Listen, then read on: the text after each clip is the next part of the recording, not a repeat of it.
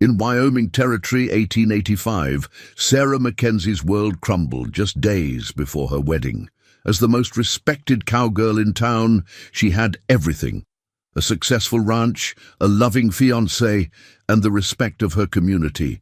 But when whispers of a hidden pregnancy spread through town like wildfire, her dreams shattered in an instant.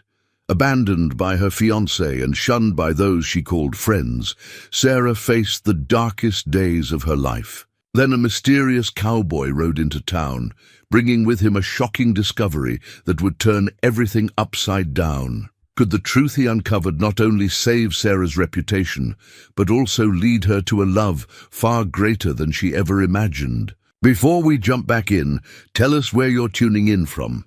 And if this story touches you, make sure you're subscribed, because tomorrow I've saved something extra special for you. Sarah Mackenzie folded the crisp receipt from Madame Laurent's dress shop with trembling fingers, tucking it carefully into her father's old leather ledger. $250. More money than she'd ever spent on herself in one go. But Thomas had insisted. "No bride of mine is going to wear anything less than the finest," he'd said, his banker's pride showing through. The morning sun streamed through the ranch house windows, catching the silver handle of her mother's old hairbrush on the dresser. Sarah picked it up, running it through her chestnut hair as she studied her reflection. At 26, she was older than most brides in Whispering Pines, but that had never bothered her. She'd had a ranch to run after all. "Miss Sarah," young Jimmy's voice carried from the yard. "The new stallion's acting up again." Sarah grabbed her hat, muscle memory taking over as she pinned her hair up. The wedding dress could wait. Her ranch couldn't. Outside, the crisp autumn air carried the scent of sage and prairie grass. Workers were already moving through the corrals, their familiar morning rhythm as regular as a heartbeat. "Morning, Miss Sarah." Old Pete tipped his hat as she strode past. He'd been with the ranch since her father's time, staying on even after. The influenza took both her parents 5 years ago. Mr. Preston stopped by earlier, said he'd be back for supper. Sarah nodded, warmth spreading through her chest at the mention of Thomas. In just 3 days, she wouldn't be just Miss Sarah anymore. She'd be Mrs. Thomas Preston, wife to the most promising young banker in 3 counties. Yet she'd made it. Clear, marriage wouldn't change her role at Mackenzie Ranch.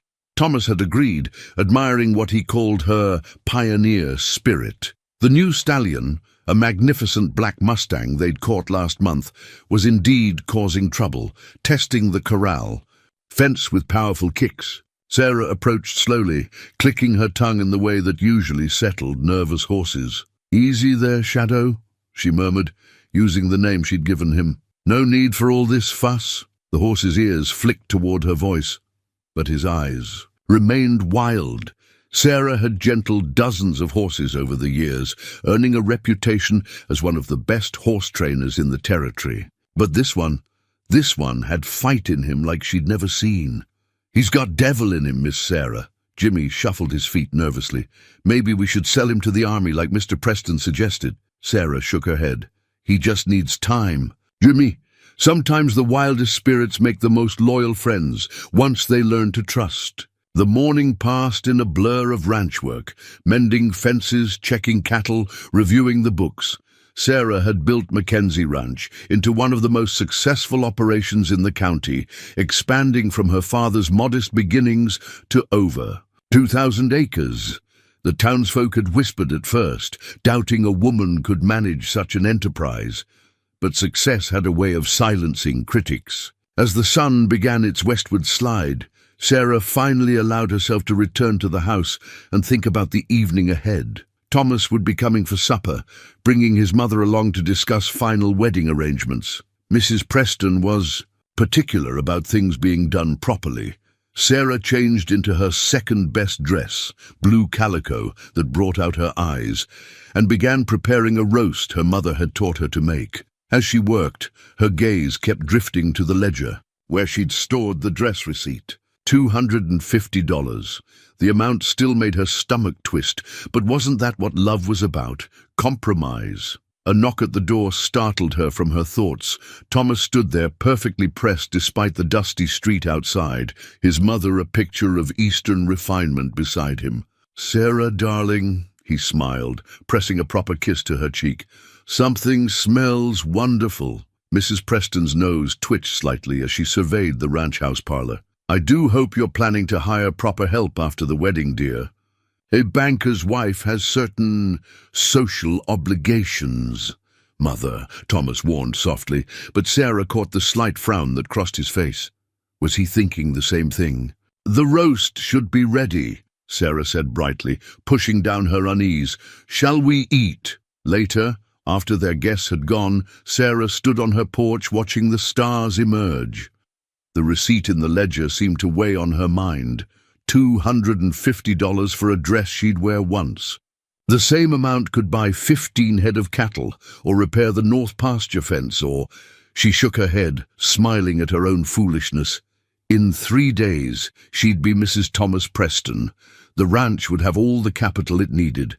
Everything was falling into place exactly as it should. If only she'd known then that it was the last normal evening she would have for a very long time. If only she'd recognized the shadow of doubt in Thomas's eyes when his mother mentioned a banker's wife's obligations. If only she'd understood that sometimes the highest prices we pay have nothing to do with money at all. But that was tomorrow's trouble. Tonight, the stars wheeled overhead, the cattle lowed softly in their pastures, and Sarah Mackenzie went to bed, believing she knew exactly who she was and where she was headed. Sometimes, the kindest thing fate does is let us keep our illusions, at least for one more night. The first whisper reached Sarah at Miller's General Store 2 days before the wedding. She was examining calico patterns with Thomas's mother when she noticed Mrs. Miller and her daughter Beth huddled behind the counter, their voices dropping to silence as Sarah glanced their way. It wasn't the silence that bothered her. It was the way they looked at her belly before quickly averting their eyes. "Perhaps the blue for new curtains," Mrs. Preston suggested, oblivious to the undercurrent. "Though I still think you should consider selling this ranch business once you're settled. The dust simply ruins good fabric." Sarah murmured something non-committal, her attention caught by Dr. Watson's wife entering the store. The woman's eyes widened upon seeing Sarah, and she immediately turned and hurried out. Despite the sign announcing a sale on sugar, something was wrong. By afternoon, the whispers had grown louder. Sarah felt them following her down Main Street as she headed to the dress shop for her final fitting. Women gathered in small clusters, conversations dying as she passed. Even Madame Laurent's usual effusive welcome seemed strained. "Is everything all right?" Sarah asked as the seamstress pinned her dress. "You seem—" "It's not my place to say," Madame Laurent replied stiffly. "Though I do hope you're being honest with young Mr. Preston." Sarah's stomach clenched. Honest about what? But the seamstress wouldn't meet her eyes. The walk home was interminable. Sarah's mind raced, trying to piece together the strange behavior, the whispers, the pointed looks. It wasn't until she passed Dr. Watson's office that clarity struck. Horrible, devastating clarity. The doctor's appointment book lay open on his desk, visible through the window. Sarah had never been inside that office, had no reason to. Yet somehow rumors were circulating that suggested otherwise. She burst through the door, startling the elderly doctor. "Dr. Watson, I need to know what people are saying about me." The doctor's face reddened. "Miss Mackenzie, I cannot discuss other patients' conditions." "I am not your patient," Sarah's voice cracked. "I have never been your patient, so why is the whole town suddenly looking at me like—" Understanding dawned in the doctor's eyes. He pulled out his appointment book, flipping through the pages. "Miss Mackenzie, there's no record of you visiting my office, ever, if someone is suggesting otherwise." But the damage was already done. By sunset, the rumors had taken solid form. Sarah Mackenzie, the respected rancher's daughter, was with child, and not by her fiancé. Why else would she have hidden the doctor's visits? Sarah rode home in a daze, her world tilting on its axis. At the ranch, she found Thomas waiting on her porch, his face ashen. "Tell me it isn't true," he said, without preamble. "Of course it isn't true." Sarah fought to keep her voice steady. "Thomas, you know me. How could you even ask?" He ran a hand through his hair, distress evident in every movement. She says the whole town is talking. That you've been secretly visiting Dr. Watson, that you're in a delicate condition. I have never set foot in Dr. Watson's office.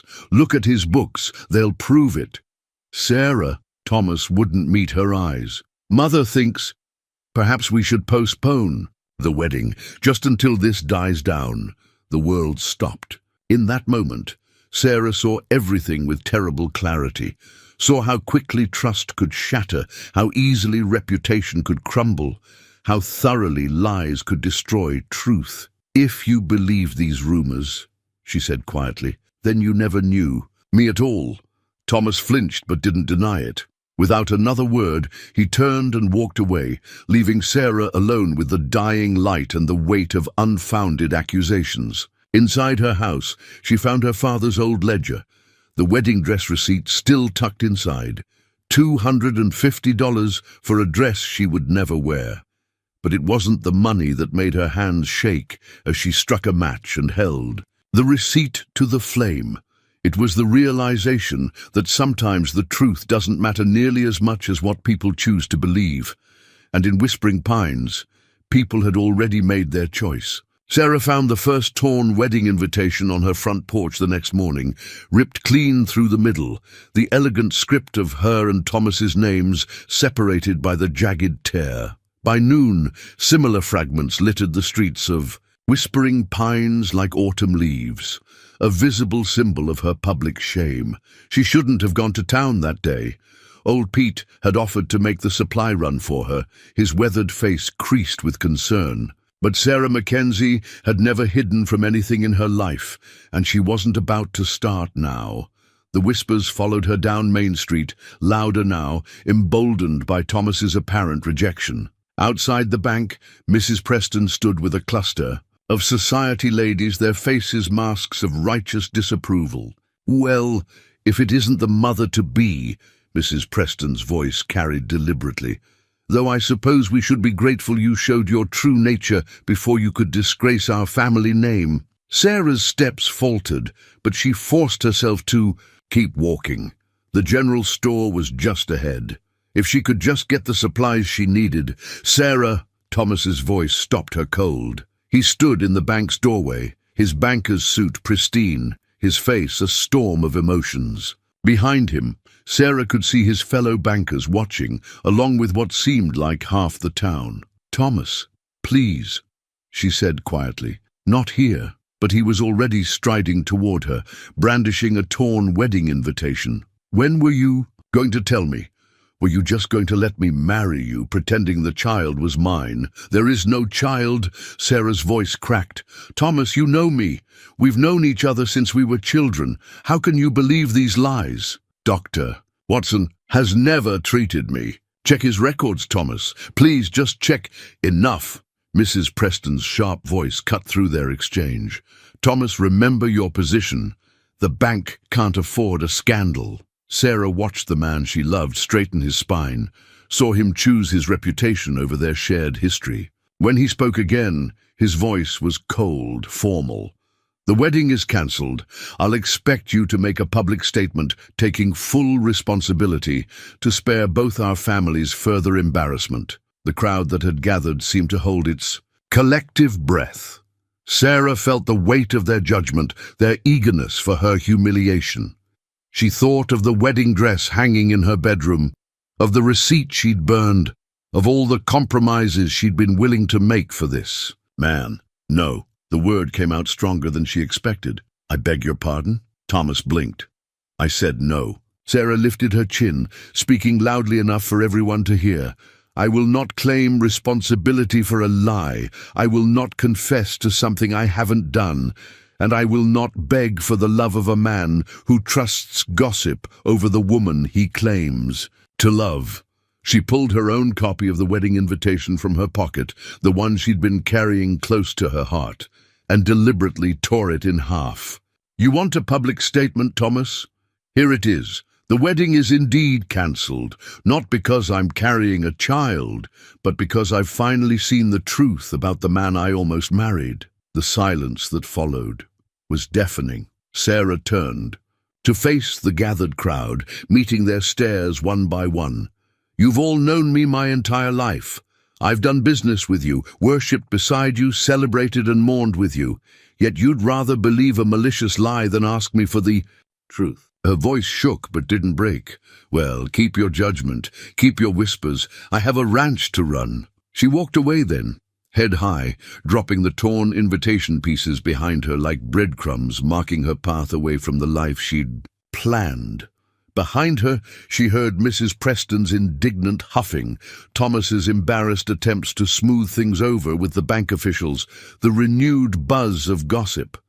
But it was old Pete's voice that finally broke her composure. He'd been waiting with the wagon, witness to everything, and as she passed him, he said quietly, "Your father would have been proud, Miss Sarah." She made it all the way back to the ranch before the tears came. There, in the privacy of her father's study, she pulled out the family Bible where she'd pressed a pristine wedding invitation, saving it as a memento. With trembling fingers, she removed it and added it to the fire, watching as the flames consumed what was left of her dreams. Tomorrow, she would face the world again. Tomorrow, she would be strong. But tonight, Sarah Mackenzie allowed herself to mourn, not just for the love she'd lost, but for the innocent trust in human nature that had died with it. The ranch account books told the story better than words ever could. Sarah stared at the columns of neat figures, watching as ink struck through once reliable contracts. The Wilsons had cancelled their entire horse order. The Prescott family had withdrawn their cattle from her grazing lands. Even the army contract for hay, one she'd held for 3 years running, had been quietly reassigned. "They can't do this," Jimmy said, his young face twisted with confusion as he watched Sarah. "Update the books. It ain't legal." "They can and they are." Sarah's pen scratched across the paper, calculating their shrinking resources. No one wants to do business with a woman of questionable character. The morning's mail had brought 5 more cancellations, each wrapped in polite language that did nothing to disguise their true meaning. The merchants in town had started requiring cash up front for supplies, no credit extended. Even the feed store, where she'd traded for years, suddenly couldn't risk their long-standing arrangement. Old Pete cleared his throat from the doorway. "Miss Sarah, about the men." She looked up, already knowing what he'd say. 3 ranch hands had quit that morning, mumbling excuses about family obligations while avoiding her eyes. They'd all been good workers, men who'd taken orders from her without question for years. Until now. How many are left? "Just me and Jimmy, miss." And well, Pete twisted his hat in his hands. "Some of the others been asking about their wages, wanting to be paid up through next month, just in case. Just in case the ranch failed. Just in case the rumors were true. Just in case." Sarah opened her father's old strongbox, counting out the remaining cash. Not enough, not nearly enough, if everyone demanded advance payments. The bank account was closed to her now. Thomas had seen to that, citing community concerns about her judgment. "Pay them what they're owed for work done," she said finally. "Nothing more." When Pete left, Sarah turned back to the books, the numbers swimming before her eyes. The ranch had survived drought, harsh winters, and market downturns. But this was different. This was a drought of trust, a winter of isolation, a downturn of the human heart. Outside her window, she could see the new stallion Shadow, still testing his fence. Something in his defiant stance spoke to her now. They were both trapped by circumstances beyond their control, both fighting against constraints they hadn't chosen. Jimmy's voice broke into her thoughts. "Miss Sarah, that fancy horse dealer from Cheyenne is here, says he'll take Shadow off our hands, offering cash." Sarah watched the stallion pace, remembering her words about wild spirits and loyalty. The offer was tempting. They needed the money desperately, but selling him felt too much like surrendering to the town's judgment. Tell him Shadow's not for sale. But Miss Sarah, some things are worth more than money, Jimmy. She turned back to her accounts, adding figures that refused to balance. We'll find another way. Later that night, after Jimmy and Pete had gone home, Sarah sat alone in her father's study. The account books lay open before her, their stark figures illuminated by lamplight. She traced her finger over her father's handwriting in the oldest ledgers, remembering how he'd taught her to run the ranch's business. "The numbers don't lie, Sarah girl," he'd always said. "They tell you straight what you need to know." Right now, the numbers were telling her she had maybe 3 months before everything her family had built would collapse. 3 months to prove her innocence, save her ranch, and rebuild her life from the ashes of scandal. Sarah closed the books and walked to the window. The moon cast Shadow's corral in silver light, the stallion's coat gleaming like polished onyx as he moved. He'd stopped testing the fence, she noticed, but his head was still high, his stance proud despite his confinement. Tomorrow would bring new cancellations, more turnbacks, deeper isolation. But tonight, watching that proud, unbowed stallion, Sarah felt something stir in her heart, something that felt almost like hope, or maybe it was just the first ember of anger waiting to become a flame. The stranger rode in on a dusty afternoon when the sun hung low enough to paint the mountains gold. Sarah was in the corral with Shadow, who'd finally started responding to her gentle training methods when she heard the approaching hoofbeats. The rider sat his horse with easy grace, his dark duster coating him in road dust. Nothing remarkable about that.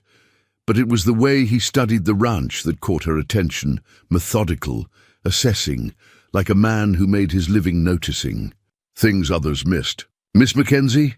His voice carried across the yard, pleasant but professional. "Might I have a moment of your time?" Sarah's hand tightened on the corral rail. These days, strangers rarely brought good news. "State your business." He dismounted, smoothly, reaching into his coat. Sarah tensed, but he withdrew only a small card, offering it with a slight bow that managed to seem both courteous and slightly ironic. The card was simple, elegant. Matthew Hayes, Private Investigations and Discreet Inquiries. Denver, Colorado. Private investigator? Sarah's throat tightened. "If Thomas Preston sent you..." "Mr. Preston didn't send me." Hayes's green eyes held steady. "In fact, he'd prefer I wasn't here at all." Something in his tone made Sarah look closer. Hayes wasn't what she'd expected in a private investigator. No shifty eyes or false smile. Just calm confidence and, she was surprised to note, a hint of genuine concern. "Come inside," she said finally. "I assume you take coffee." In her father's study, Hayes declined the offered chair, instead moving to examine the family photographs. On the wall. "You've lived here your whole life?" "Since the day I was born." Sarah poured coffee into her mother's best cups, an act of defiance against recent events. She wouldn't let scandal reduce her to serving a guest in common mugs. "But you already knew that, didn't you?" Hayes accepted the cup with a slight smile. "I make it my business to know things, Miss Mackenzie. For instance, I know you've never visited Dr. Watson professionally. I know Thomas Preston's bank has recently acquired 3 foreclosed ranches at suspiciously low prices. And I know," he paused, sipping his coffee, "that you're not the first woman in this territory to face sudden, devastating rumors just before a convenient property sale." Sarah's cup clattered in its saucer. "What are you saying?" "I'm saying, Miss Mackenzie, that pregnancy rumors are an effective way to pressure a woman to sell land cheaply, especially when that woman's fiancé happens to work for a bank with expansionist interests. Thomas wouldn't..." But even as she spoke, Sarah remembered his mother's constant hints about selling the ranch, the bank president's 2 casual inquiries about her property lines. Hayes set down his cup and withdrew a leather notebook. 3 months ago in Clearwater, a young widow faced similar accusations. She sold her ranch for a fraction of its worth and left town. 6 months before that, in Red Rock, he flipped pages. Same pattern, same result. "And you think this is all about my land?" "Land, Miss Mackenzie, is the only thing they're not making more of." Hayes's voice was gentle. "Your ranch sits on the proposed railway route. That makes it valuable to certain interests. Very valuable. Sarah stood abruptly, moving to the window. Shadow was visible in his corral, his black coat catching the last sunlight. "Why are you telling me this? What do you want?" "Justice, Miss Mackenzie, and perhaps—" She heard him step closer. "Perhaps a chance to stop this pattern before it ruins more lives." She turned to face him. "Why should I trust you?" Hayes withdrew another card from his coat, identical to the first, but for a slight tea stain in one corner. "Because Martha Whitfield trusted me. The widow from Clearwater. I was too late to help her. I don't intend to be too late again." Outside, a wind was rising, carrying the first hint of evening coolness. Sarah studied the man before her, his steady gaze, his careful distance, the way he stood as if ready to accept either trust or rejection with equal grace. "If what you're saying is true," she said slowly, "we're dealing with powerful men who've done this before. Men who know how to cover their tracks." Hayes smiled then, a real smile that transformed his serious face. "True, but they've never dealt with Sarah Mackenzie before, have they?" The Whispering Pines Herald from 6 months ago lay between them on Sarah's kitchen table, its yellowed pages carefully smoothed flat. Hayes's finger traced down a column of social notices, stopping at a particular entry. "Here," he said, "notice about the Whitfield property sale. Local widow makes generous gesture, selling historic ranch to Progress." His lip curled slightly. "They didn't mention the rumors that drove her to it." Sarah leaned closer, scanning the surrounding articles. "Something about the writing style. The society columns. They're all signed Lady Observer. Just like the ones that first hinted at your condition." Hayes's eyes met hers. "Mrs. Preston writes them." Sarah's hands clenched. "She's been the Herald's society columnist for years." The kitchen was quiet, except for the ticking of the old clock and the distant sound of Pete and Jimmy working with the horses. Morning light streamed through the windows, catching dust motes in its beam.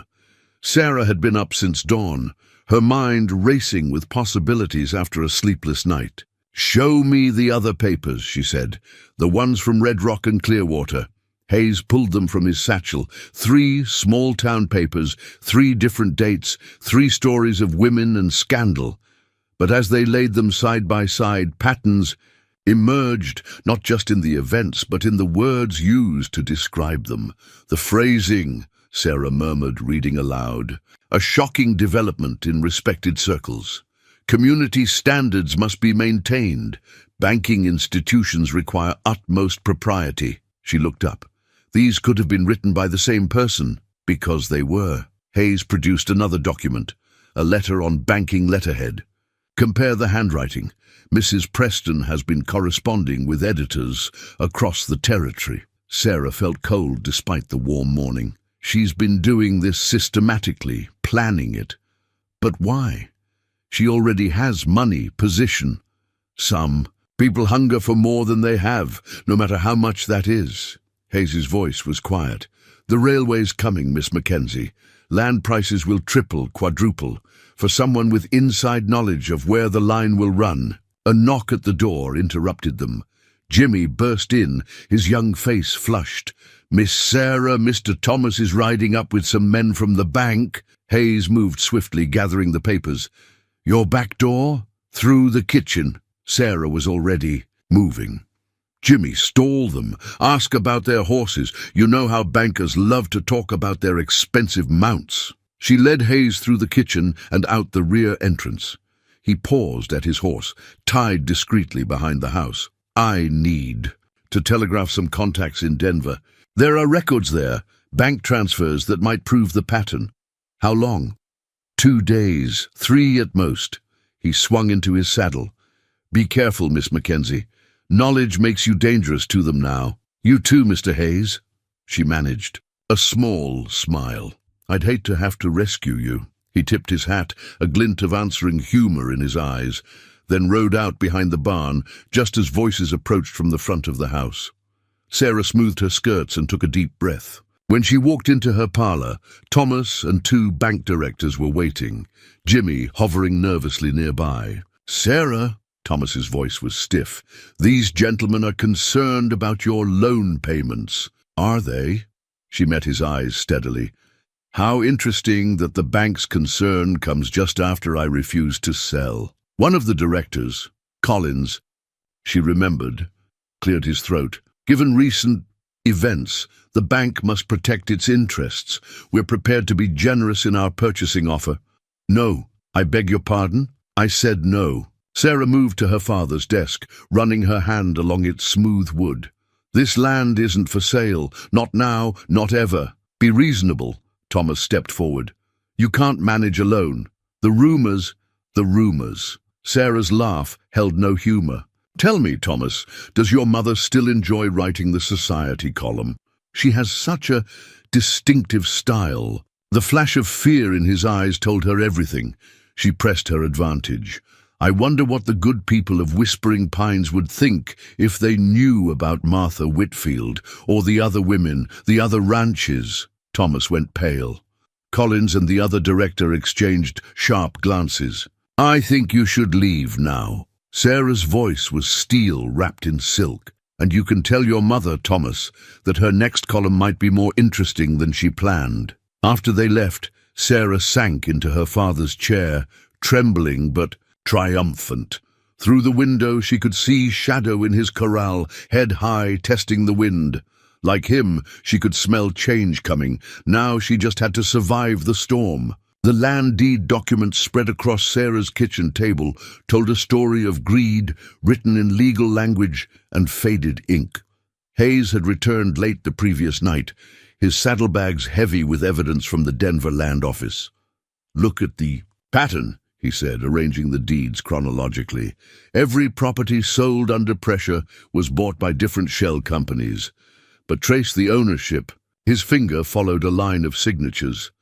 "They all lead back to one holding company. Guess who sits on the board?" Sarah didn't need to guess. The Prestons, Thomas and his mother, along with 3 bank directors. Hayes pulled out another document, and this is the proposed railway route filed last year. Notice how it runs straight through every property they've acquired. Sarah felt sick. All those women, all those lives disrupted, just to buy land. At pennies on the dollar before the railway announcement went public. A knock at the door made them both freeze. But it was only old Pete, his weathered face grave. "Miss Sarah, you need to see this." He handed her a fresh copy of the Herald. "They're not even trying to hide it anymore." The front page carried a notice of foreclosure proceedings against Mackenzie Ranch, citing irregularities in the loan arrangements. Below it, in the society column, Mrs. Preston had outdone herself. Sources close to the family express concern for the mental stability of certain property owners, clinging to outdated ways of life. "They're moving faster than I expected," Hayes muttered. "Your threat rattled them." Sarah crumpled the paper. "Good," but Hayes looked troubled. "They're powerful people, Miss Mackenzie, connected all the way to the territorial governor. Maybe if we took this to the federal authorities." "And how long would that take?" Sarah straightened the deeds with sharp movements. "Weeks? Months? They'd have my ranch by then." "Miss Sarah," old Pete cleared his throat. "There's something else. Young Jimmy was in town this morning.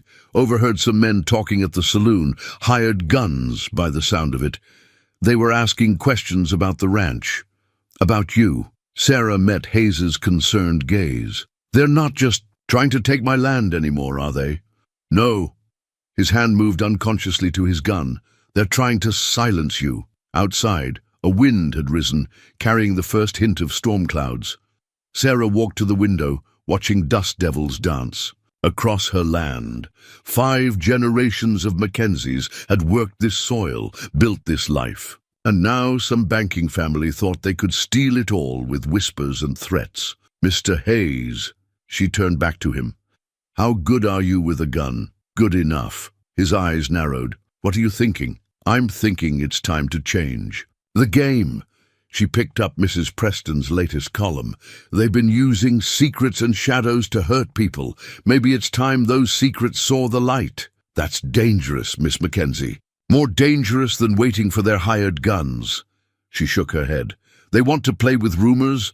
Fine. Let's give them something real to talk about. Hayes studied her for a long moment, then smiled slightly. I was wrong, you know. About what? When I said they'd never dealt with Sarah Mackenzie before. He gathered the deeds carefully. I should have said they'd never dealt with Sarah Mackenzie and Matthew Hayes before. The way he said it, linking their names, made something flutter in Sarah's chest. But there wasn't time for that now.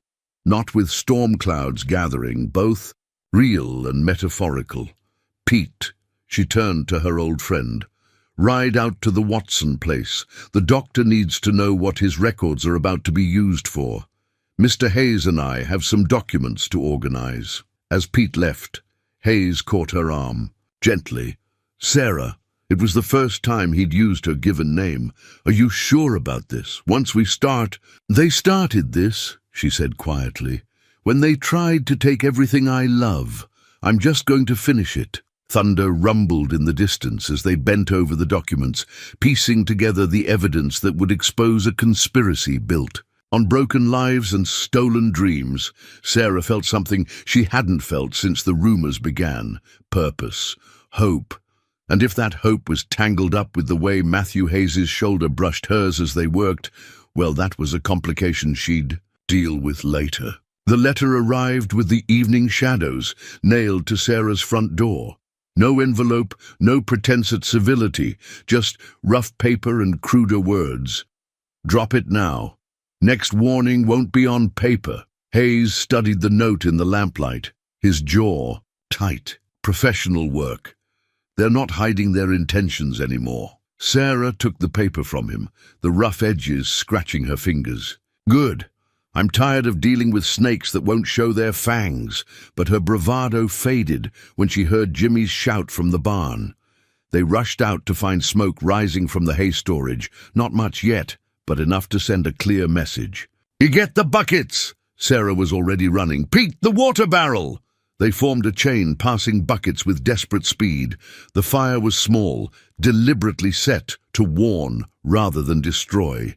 They had it out quickly, but the meaning was clear. Next time would be worse. Hayes pulled Sarah aside once the danger was past. You should leave just for a while until I can... No. She cut him off, smoke-stained and fierce.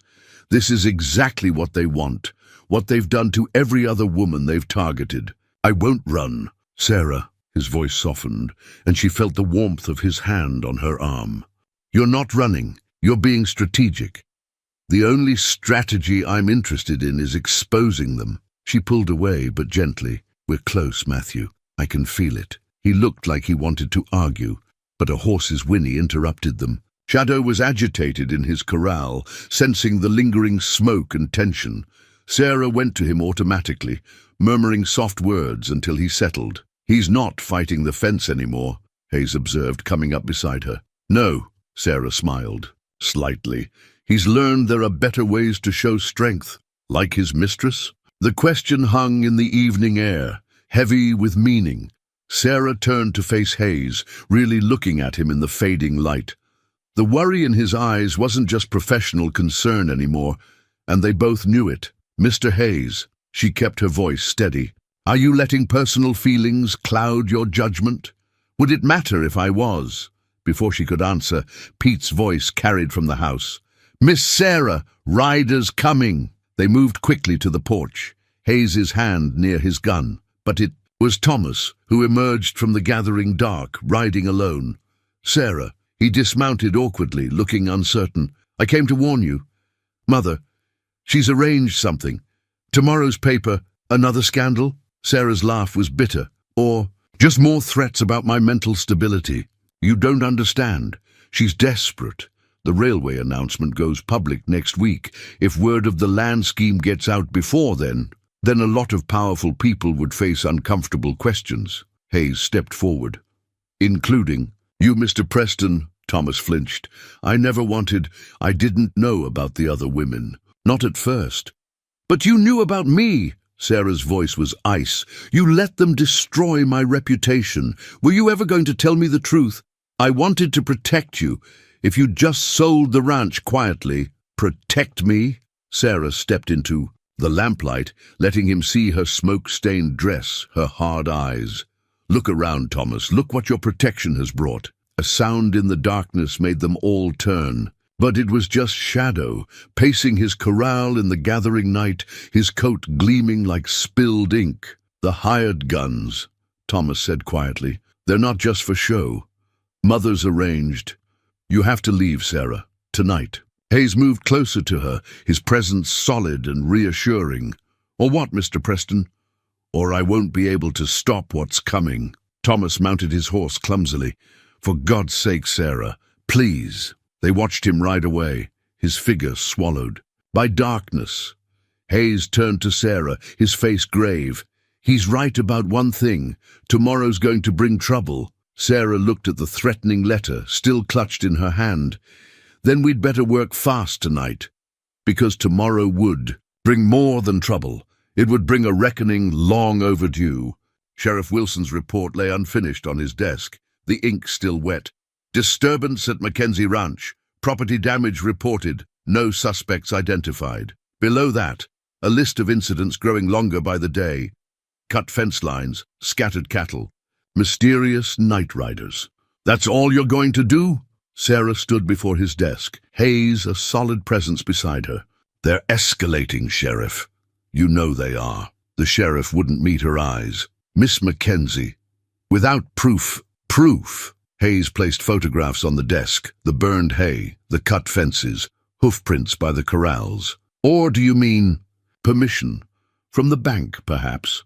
Wilson's face reddened. "Now see here." "No, you see here." Sarah leaned forward. "Last night, 3 men tried to stampede my cattle. The night before, someone shot at my ranch hands. How many incidents? Does your report need before you'll act?" A commotion outside drew their attention. Through the window, they watched Thomas Preston and his mother enter the bank across the street, followed by men Sarah didn't recognize. Hard-faced strangers with well-worn gun belts. "More business associates, Sheriff?" Hayes's voice was dangerous. Wilson shuffled papers nervously. "I can't interfere with legitimate business." "Legitimate?" Sarah's laugh was sharp. "Like the legitimate business that drove Martha Whitfield from her land? Or Eleanor Hayes from hers?" Hayes turned to her sharply. Sarah saw understanding dawn in his eyes. Why this case meant so much to him. She hadn't known, but somehow she wasn't surprised. This conspiracy had hurt too many people. "My sister," he said quietly. "Eleanor was my sister. The rumors killed her in the end. The shame, the loss." His hands clenched. "I've been tracking this pattern ever since." The sheriff looked between them, uncertainty crossing his face. "The Preston family has always been careful." Hayes's smile was cold. "Yes, they have. But everyone makes mistakes, Sheriff. And we've found theirs." As if to punctuate his words, gunshots rang out. They rushed outside to find Shadow's corral fence splintered, the stallion racing for freedom as riders spurred away laughing. "Still, need proof?" Sarah's voice shook with fury, but Shadow hadn't run far. He circled back, watching the riders with ears pinned, then trotted to Sarah like he'd finally chosen his side. The sheriff stared at the retreating riders, then at his unfinished report. Something seemed to shift in his face. "Tell me everything," he said. Inside his office they laid out the evidence. Land deeds, newspaper clippings, banking records. The pattern was undeniable once you knew where to look. "The railway announcement," Sarah explained. "It's coming next week. They needed my land. All our lands before then, before the prices soar.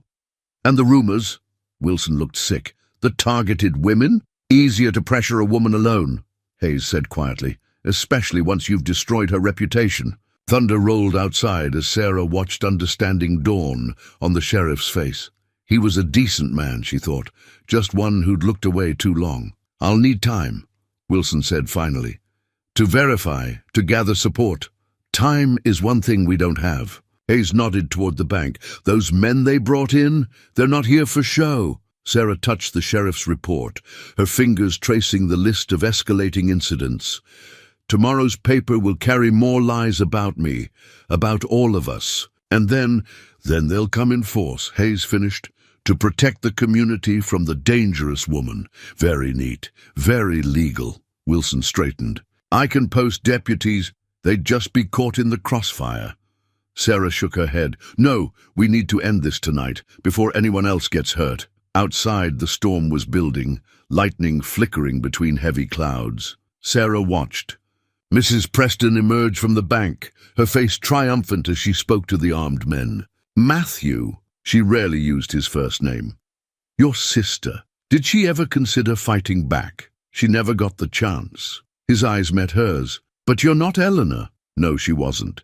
She was Sarah Mackenzie, and she was done being a victim of other people's greed. Sheriff, she said quietly, I think it's time to finish that report. And then I have a story to tell you about some railway shares and the people who'd killed to keep them secret. The confession letter arrived in an unexpected way, handed to Sarah by Mrs. Collins herself, the bank director's wife, her hands shaking as she stood on the ranch house porch in the gathering dusk. I can't sleep anymore, she whispered, glancing nervously over her shoulder.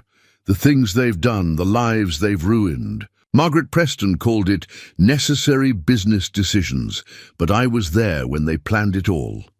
Sarah unfolded the pages, Hayes reading over her shoulder as Mrs. Collins's elegant handwriting revealed the ugly truth. I, Elizabeth Collins, being of sound mind, do hereby attest that on the evening of March 15th, 1885, I witnessed Margaret Preston, Thomas Preston, and my husband James Collins devise their strategy for acquiring lands along the proposed railway route. The letter went on, detailing meetings, dates, and the careful selection of their targets.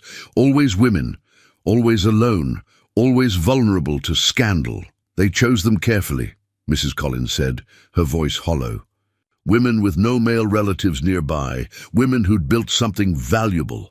They called it clearing the path for progress. Hayes's hand found Sarah's shoulder, steadying her as she read the most damning section. Margaret Preston took particular pleasure in writing the society columns. She kept a list of potential targets, studying their weaknesses. Sarah Mackenzie's wedding announcement was cause for celebration in their circle, not for the marriage itself, but for the opportunity it presented. A woman in love, Margaret said, is easier to break. Sarah's hands tightened on the paper.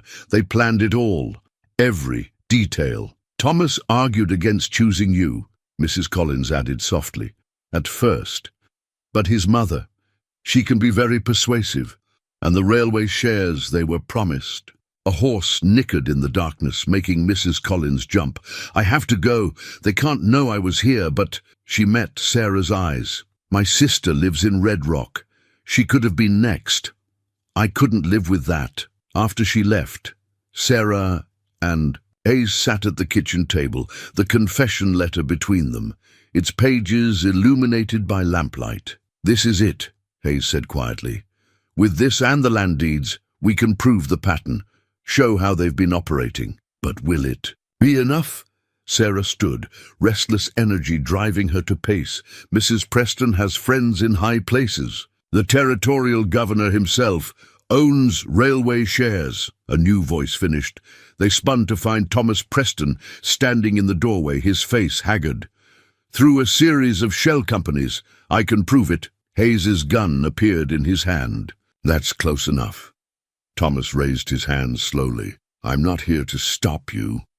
I'm here to help. Why now? Sarah demanded. After everything you've done? Because I finally read the whole file about Eleanor Hayes. His eyes met Matthew's. Your sister, she didn't just leave town, did she? After losing her ranch? No. Hayes's voice was ice. She didn't. Mother said they all just moved away. Started fresh somewhere else, but they didn't, did they? The shame, the loss, it broke them, like it was supposed to break Sarah. Sarah watched her former fiancé, seeing him clearly perhaps for the first time. You grew a conscience, Thomas. I grew tired of being a coward. He reached slowly into his coat, producing a stack of papers. Railway shares, bank transfers, governor's correspondence, everything you need. Why should we trust? You, Hayes hadn't lowered his gun. Because tomorrow at noon, Mother plans to make her move. The hired guns, the concerned citizens she's rallied. They're coming for the ranch. And Sarah, his voice cracked. They're not planning to leave witnesses. Outside, thunder rumbled. Closer, Sarah moved to the window, watching lightning illuminate her land. Everything she'd built, everything she'd fought for, coming down to tomorrow's confrontation. Matthew, she turned to Hayes, can you get these documents to the federal marshal in time? He studied the papers Thomas had brought, mentally calculating. If I ride now, hard through the night. No, Thomas interrupted. Mother's men are watching the roads, but I have a telegraph operator who'll help, one who's sick of being afraid of the Prestons. Sarah looked between the two men, the one who had betrayed her, now seeking redemption, and the one who had fought beside her, offering everything without asking anything in return. Send the telegraph, she decided, but Matthew stays, because tomorrow, she smiled, and there was steel in it. Tomorrow, Mrs. Preston is going to learn what happens when you underestimate the women you try to break. The storm was almost overhead now, lightning turning night to day in brilliant flashes. In his corral, Shadow stood facing the wind, unafraid of its fury. Like horse, like mistress, Sarah thought. Some spirits couldn't be broken. They only grew stronger in the breaking. The town meeting minutes would later record it as a routine gathering to address community concerns. But everyone who was there knew it was nothing short of a war council, with Sarah Mackenzie's ranch and life hanging in the balance. The town hall was packed by noon, summer heat making the air thick with tension. Mrs. Preston sat in the front row like a queen holding court, her expression serene as Sheriff Wilson called the meeting to order. "We're here today," the sheriff began, his voice carrying unusual strength, "to address serious allegations regarding property acquisitions in our territory." "We're here," Mrs. Preston interrupted smoothly, "to discuss the dangerous delusions of a woman clearly unfit to manage her affairs." Her eyes found Sarah. "Really, dear, these wild accusations are documented fact." Sarah stood, Hayes beside her, Thomas hovering uncertainly near the back. "Shall we discuss the railway shares, Mrs. Preston? Or would you prefer to explain how so many women's reputations conveniently needed destroying just before their land was sold?" The town clerk's pencil scratched frantically, recording every word as the meeting erupted into chaos. Mrs. Preston's face hardened. "Arrest her," she commanded the sheriff, "for slander, for disrupting the peace, for telling the truth."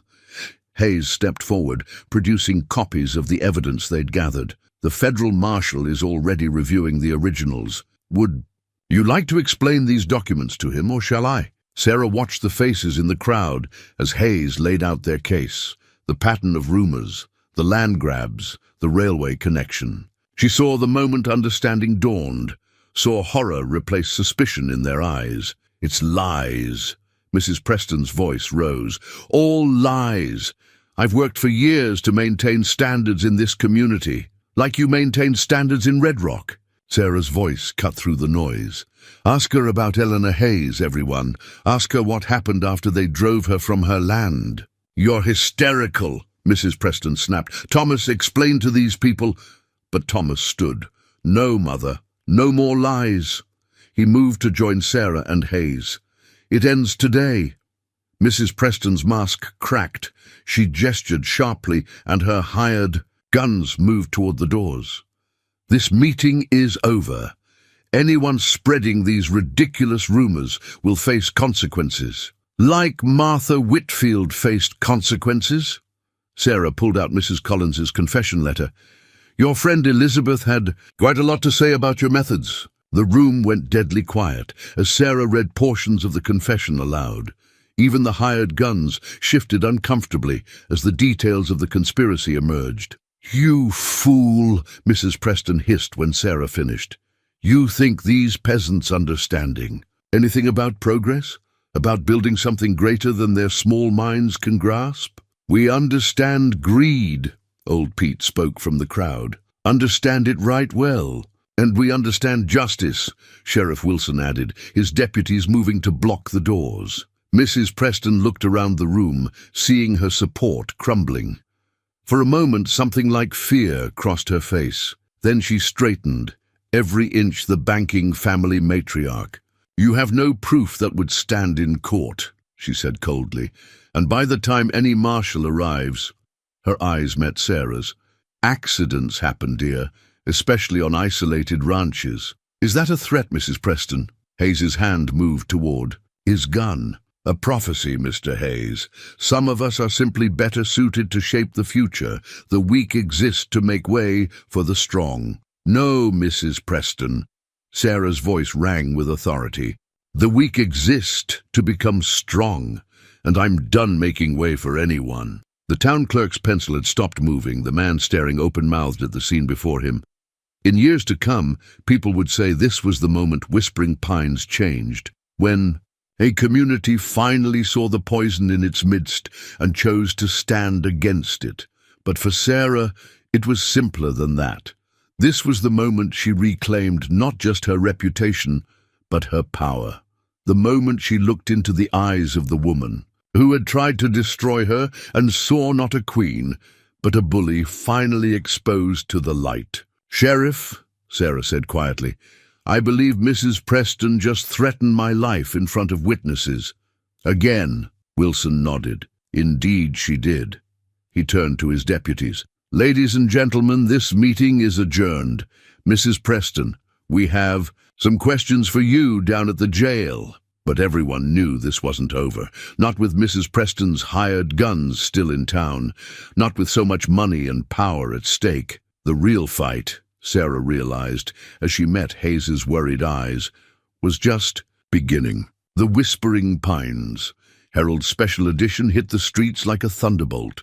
For the first time in its history, the paper ran without a society column. Instead, splashed across the front page was a headline that would shake the territory. "Banking family's land scheme exposed. Conspiracy of rumors. Threats used to seize railway properties." Sarah sat in her father's study, reading the article for the third time. The reporter, a young man who'd replaced Mrs. Preston as the paper's chief writer, had done his job well. Every detail was there, the pattern of false scandals, the targeted women, the railway connection, all laid out in clean, devastating prose. "They're calling for a territorial investigation," Hayes said from the doorway. He'd been up all night, coordinating with the federal marshal's office. The governor's already trying to distance himself. And Mrs. Preston? Still in jail, despite her lawyer's best efforts, but her hired guns haven't left town. Sarah, finished. She'd seen them watching her ranch from the hills, waiting. A knock at the door made them both tense, but it was only Thomas, carrying more newspapers. "Denver picked up the story," he said, dropping the papers on the desk. "And Salt Lake City. It's spreading." Sarah studied her former fiancé. He looked older somehow, the weight of his choices evident in the new lines around his eyes. "The bank directors are meeting," he continued. "They'll try to save themselves by claiming Mother acted alone. I've been asked to resign." "And the railway shares?" Hayes asked. "Worthless now. The government's investigating all the land deals. They'll likely relocate the route entirely." Thomas managed a bitter smile. "Mother's empire, undone by the truth she tried to bury." A shot rang out, shattering the study window. Hayes pulled Sarah down as Thomas dove for cover. "You were saying?" Sarah's voice was steady, despite her racing heart. "Mother's men," Thomas groaned. "They won't let this end quietly." "Good." Sarah crawled to her father's desk, pulling out his old rifle. "I'm tired of quiet." "Sarah," Hayes's voice held warning, "we should wait for the marshal. They'll be gone by then." She checked the rifle's action. "And I'm done letting others fight my battles." As if in response, they heard Jimmy shout. From the barn, followed by Old Pete's answering call, her people, her ranch, under attack because she dared to stand up to power. "Matthew!" She met his eyes. "Are you with me?" His answer was to draw his gun, checking the load. "Always." Thomas stood awkwardly. I can try to talk to them." "No." Sarah's voice was firm. "You've chosen your side, Thomas. Now stay with it." Outside, more shots rang out, But these were answered by return fire. Sheriff Wilson and his deputies arriving just in time. "Back door," Hayes commanded. "We can circle around through the corrals." They moved carefully through the ranch yard, using outbuildings for cover. Sarah could see the hired guns now, their positions revealed by gun smoke.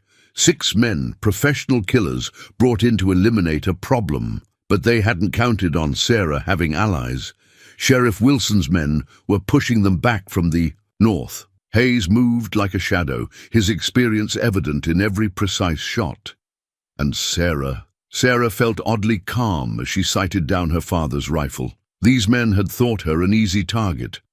A woman alone, vulnerable to pressure and threats. Just like Eleanor Hayes, just like Martha Whitfield. But that's where they'd made their mistake. Because Sarah wasn't alone, and she wasn't broken. The firefight was brief but intense. When it ended, 2 of Mrs. Preston's men were dead, 3 wounded, and 1 in custody. None of Sarah's defenders had more than scratches. Federal marshals. "On his way," Wilson reported, securing the prisoners. "Should be here by sundown." Sarah surveyed her ranch in the aftermath. Bullet holes in the barn would need patching.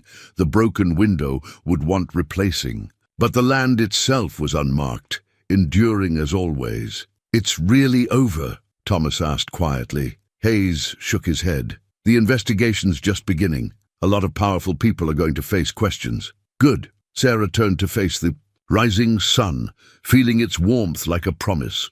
Let them answer for once, instead of women bearing the cost of their greed. The newspaper lay forgotten on her father's desk, its headline already becoming history. But its real story wasn't in the printed words. It was in the truth, finally brought to light.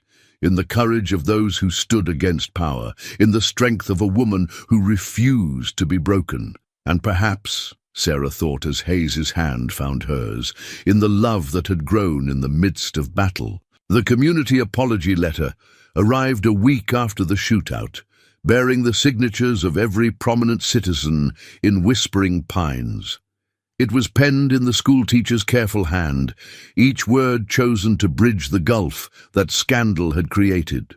"Dear Miss Mackenzie, we, the undersigned citizens of Whispering Pines, write to express our deepest regret for our role in the injustice you suffered. In believing rumors without proof, in turning our backs on a neighbor in need, we failed not. Only you, but the very principles of community we claim to uphold." Sarah read the words aloud to Hayes as they sat on her porch in the evening light.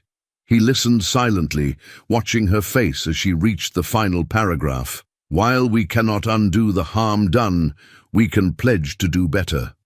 To stand against injustice, to question malicious whispers, to defend those targeted by the powerful.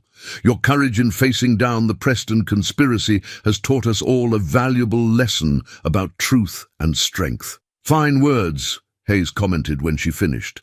"But words are easy. Actions are harder," Sarah agreed, but her voice was thoughtful. "Still, they're trying. Mrs. Miller brought bread yesterday. Beth Watson stopped by to help with the mending. Small gestures, but meaningful ones. Like the town was slowly waking from a spell of suspicion and fear. The federal marshal says they found 3 more cases," Hayes added. "Women in other territories who lost their land to similar schemes. They're reopening the investigations." Sarah stood, moving to where Shadow grazed peacefully in the yard. The stallion had earned his freedom after the shootout, but he chose to stay, as if understanding that freedom and loyalty weren't opposing forces. "I've been thinking about Martha Whitfield," she said, "about Eleanor. All the women who didn't have someone to stand beside them." Hayes came up behind her, his presence warm and solid. "Sarah, we could help them." She turned to face him. "You with your investigative skills, me with everything I've learned about fighting back. A new direction for both of us." His smile held understanding. "Why not? The railway's coming, but not through our land now. Change is coming anyway. Might as well make it change for the better." Their conversation was interrupted by the arrival of Thomas, carrying more papers from the investigation.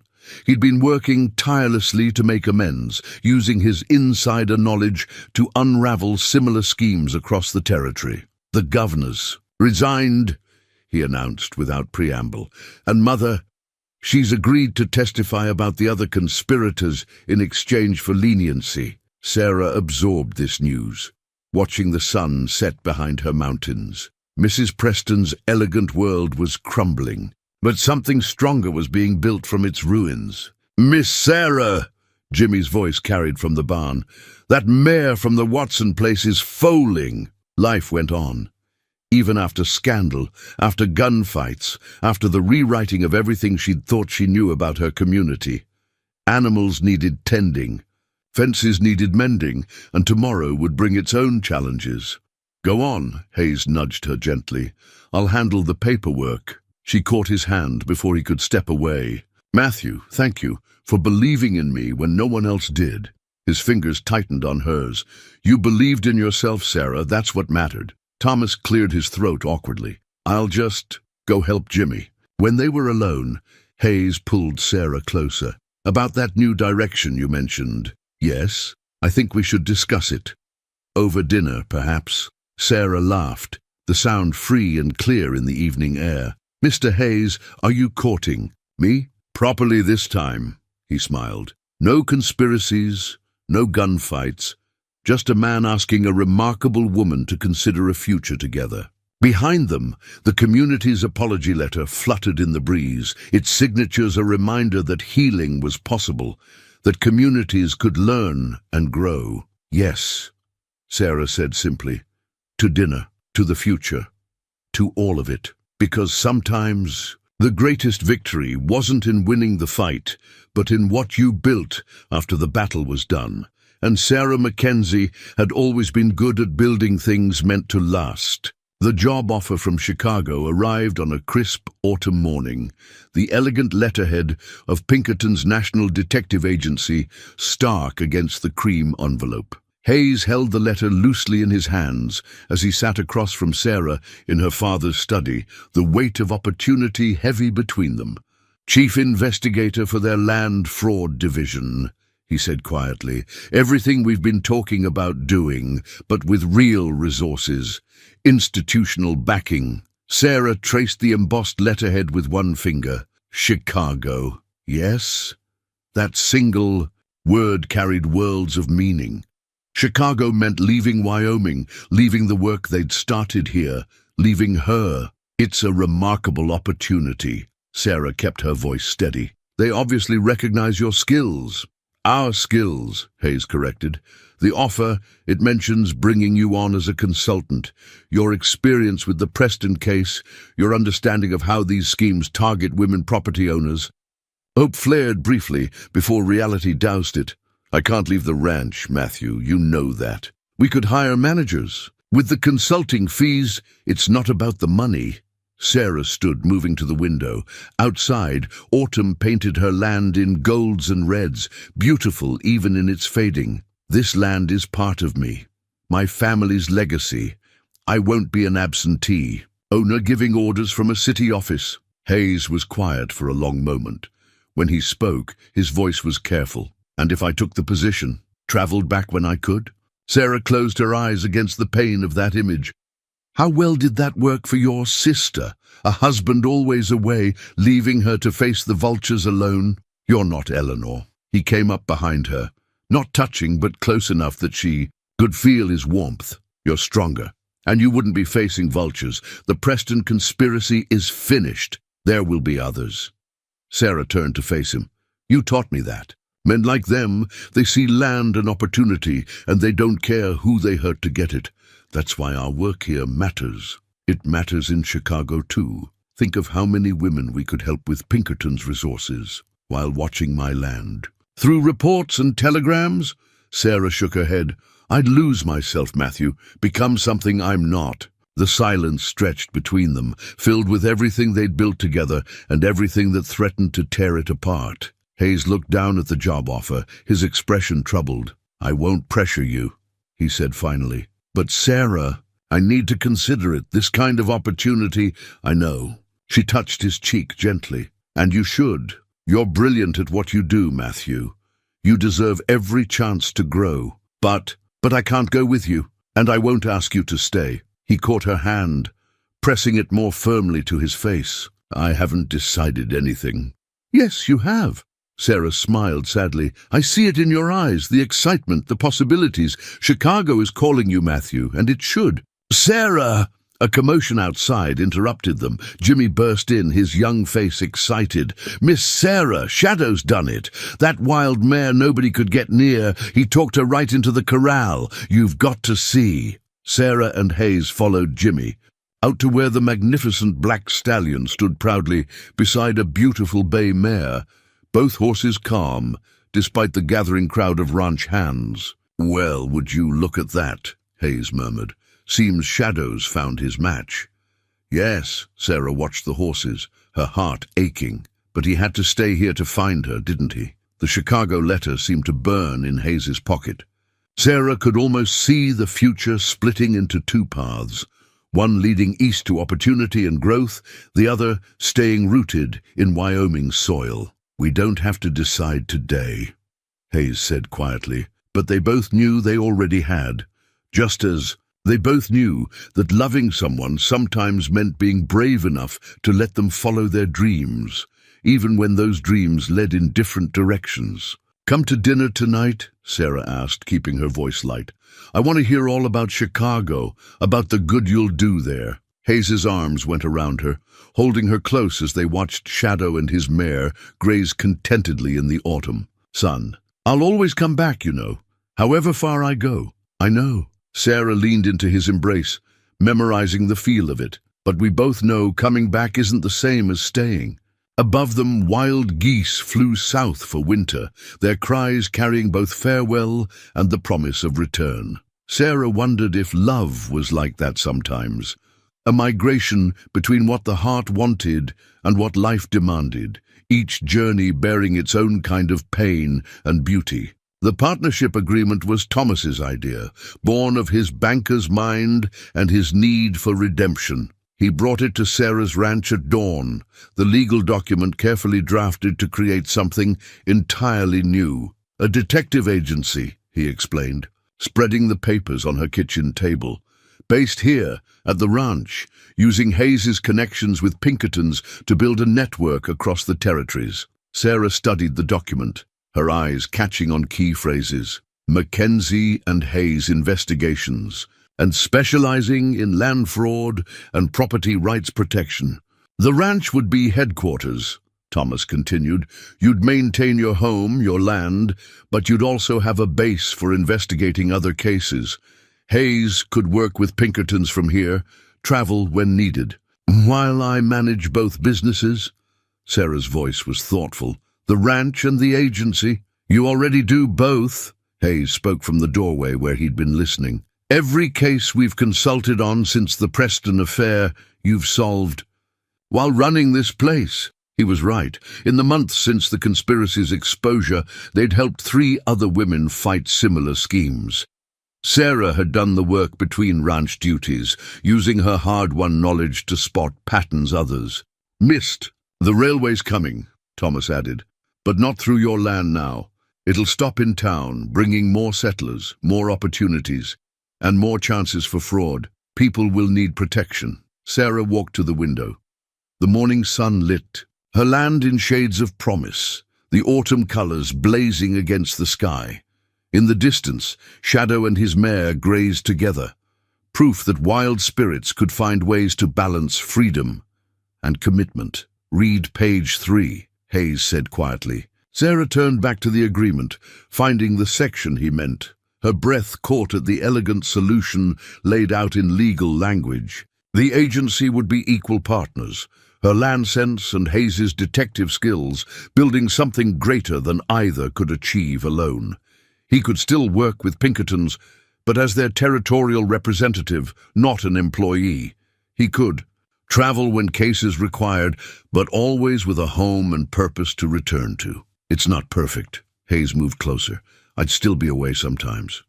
You'd have more responsibilities, but we'd be building something together. Sarah looked up at him, Something that could help others while protecting what matters to us both. Thomas cleared his throat. There's more. I've spoken to the bank board. They've agreed to extend credit for the agency's startup costs, part of their restitution for the Preston affair. Sarah almost laughed at the irony. The bank that had once tried to destroy her now helping fund her future. But that's how change worked sometimes. Yesterday's enemies became tomorrow's allies, if you were brave enough to let them try. The territorial governor's replacement is interested too, Hayes added. He wants to establish better protections for property owners. We could help shape those laws, Sarah. Make real changes. Sarah picked up a pen, turning it thoughtfully. You're both assuming I'll say yes. No, Hayes smiled. We're assuming you'll make the right choice for you, whatever that is. And that, perhaps, was why she loved him. He'd always believed in her strength to choose her own path. She looked down at the partnership agreement again, seeing not just legal words but a bridge between what her heart wanted and what life demanded. A way to keep her land, help others, and build a future with the man who'd stood beside her when all seemed lost. We'll need office space, she said finally. The old bunkhouse could be converted. Hayes's smile could have lit the dawn. Does that mean? Sarah dipped the pen in ink. It means, Mr. Hayes, that you should have considered a partnership months ago instead of trying to drag me to Chicago. Her signature was firm and clear beside the blank line awaiting his. As she wrote, she felt the rightness of it settle in her bones. This wasn't a compromise between two dreams. It was the creation of a new one, big enough to hold both their hearts. Now then, she stood, practical as always. We should discuss rates, cases, how to balance the work. Hayes pulled her close, silencing her with a kiss that held all the promise of their shared future. When they parted, Thomas had tactfully disappeared, leaving the signed agreement on the table like a bridge to tomorrow. Outside, the sun crowned the mountains with gold, painting the ranch in light that felt like benediction. Shadow nickered to his mate, and somewhere in the distance an eagle cried out in wild joy. The wedding announcement in the Whispering Pines Herald read differently than Sarah's first. No flowery society language or veiled implications. Just simple truth. Sarah Mackenzie, owner of Mackenzie Ranch and co-founder of Mackenzie and Hayes Investigations, to wed Matthew Hayes, former Pinkerton detective and her partner in both business and life. The ceremony will be held at sunset on the ranch, where the couple will continue their work protecting land rights and investigating fraud across the territories.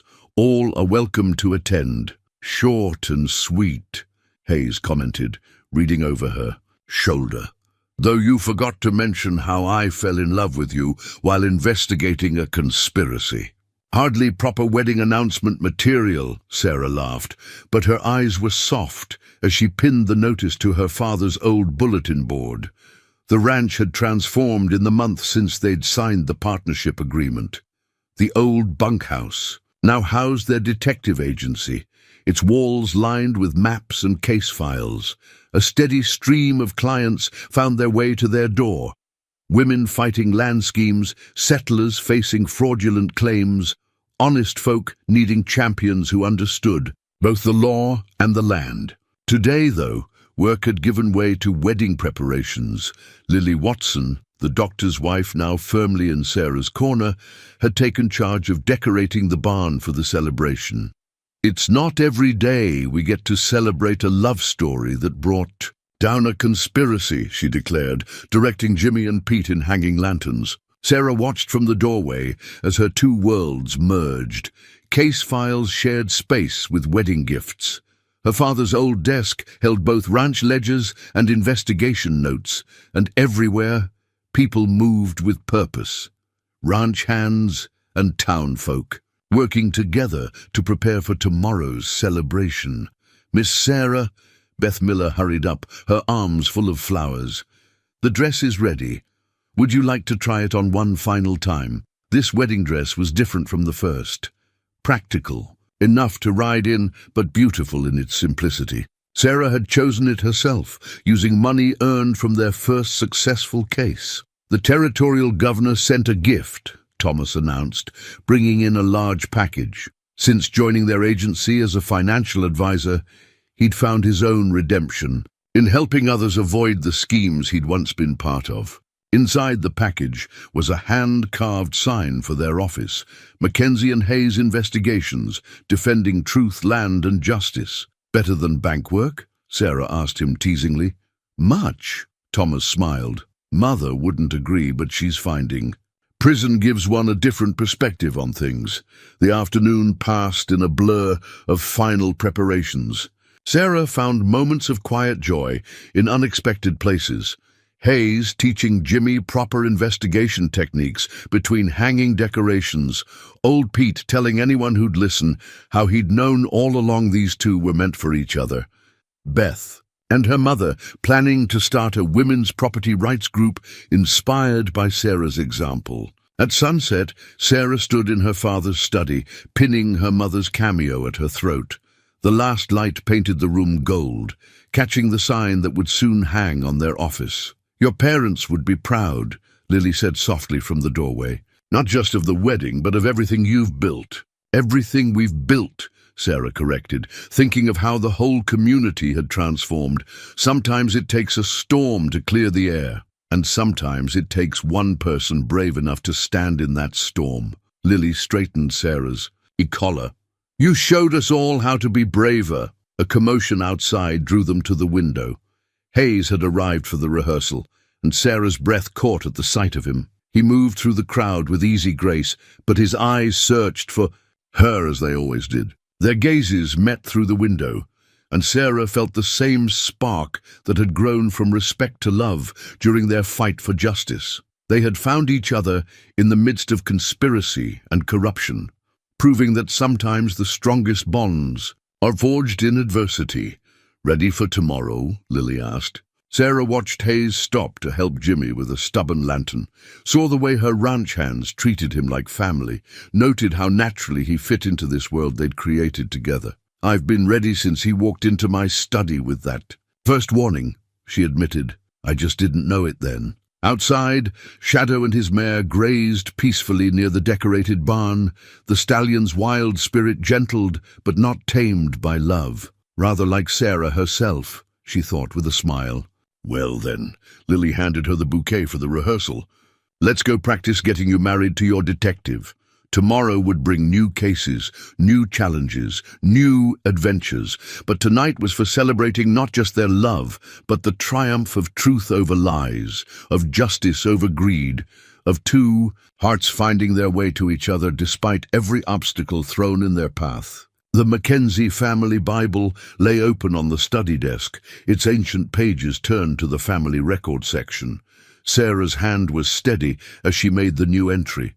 October 15th, 1885, Sarah Elizabeth Mackenzie and Matthew James Hayes joined in marriage. At sunset on Mackenzie Ranch, witnessed by the community of Whispering Pines and sealed with love, trust, and a shared dedication to justice. Below this, she added a note that would have mystified her ancestors but felt right for their unique union.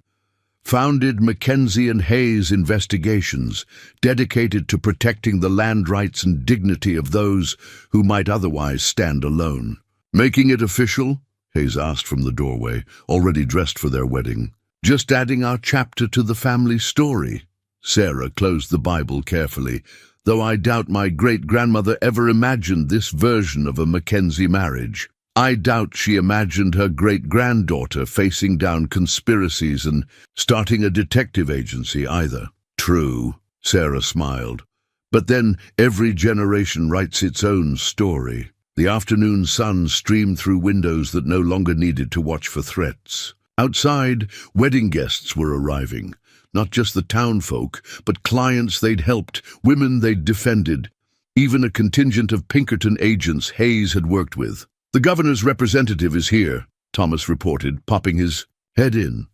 And you'll never guess who else. Martha Whitfield herself came all the way from California when she heard the Preston conspiracy had been exposed. Sarah's heart lifted at this news. Their work had already begun bearing fruit, with women reclaiming stolen properties and corrupt officials facing justice across the territory. "Miss Sarah!" Jimmy's excited voice carried from outside. "Shadows acting mighty strange!" They rushed to the window to see the stallion prancing proudly in his corral, showing off for the gathering crowd. His mare watched indulgently, their foal, born just weeks ago, frolicking nearby. "Not so wild anymore," Hayes observed. "No," Sarah agreed, "just free to be himself on his own terms, rather like someone else I know." Hayes pulled her close, careful not to wrinkle her dress. "Having second thoughts about marrying a wandering detective?" "Not one," Sarah met his eyes. "Because you're not wandering anymore. We're building something here together." A knock at the door revealed Lily, ready to help Sarah with final preparations. "It's almost time. And Sarah, there's something you should see first." She led them to the converted bunkhouse where their office was located. There, laid out on their desk, was a stack of letters that made Sarah's throat tight with emotion. Letters from women across the territory, responding to their wedding announcement with stories of their own battles for justice. Women seeking help, offering support, wanting to join their cause. "Seems you're not going to lack for cases," Thomas commented from behind them. "We never thought we would." Hayes picked up one of the letters. "That's why we're here, isn't it? To help write different endings to these stories." Sarah touched the family Bible she'd carried with her. "To make sure no one faces these battles alone." The sun was setting as Sarah walked toward the decorated barn on her father's land, Hayes waiting for her beneath an arch of autumn flowers. The gathered crowd represented everything they'd fought for: justice, community, the triumph of truth over deception. Old Pete was crying openly as he gave her away. Jimmy stood proudly as ring-bearer, his young face shining with admiration for the family he'd found here. The territorial judge who performed the ceremony spoke not just of love, but of partnership, courage, and the bonds that grow stronger through adversity. When it came time for the vows, Sarah and Hayes had written their own. "I promise to stand beside you in all battles, whether they be for justice or joy, to create a home that is both sanctuary and headquarters, where love and duty strengthen each other. To face each case, each challenge, each adventure as true partners, knowing that together we are stronger than any force that would stand against us." As they sealed their vows with a kiss, Shadow let out a joyous whinny, making the crowd laugh and cheer. The stallion had found his own happy ending, just as Sarah had found hers, not in submission or surrender, but in the freedom to be wild, and loving both. Later, as they danced under the starlit sky, Sarah caught glimpses of their future in the faces around them. More cases to solve, more wrongs to right, more lives to touch. But now, they would do it together, their love story, becoming part of a larger tale of justice and redemption. In her father's study, the family Bible lay open to their new entry, the ink still drying on its pages, a record not just of a marriage, but of a revolution, one that began with a false scandal and ended with true love changing not just two hearts, but an entire territory's sense of justice.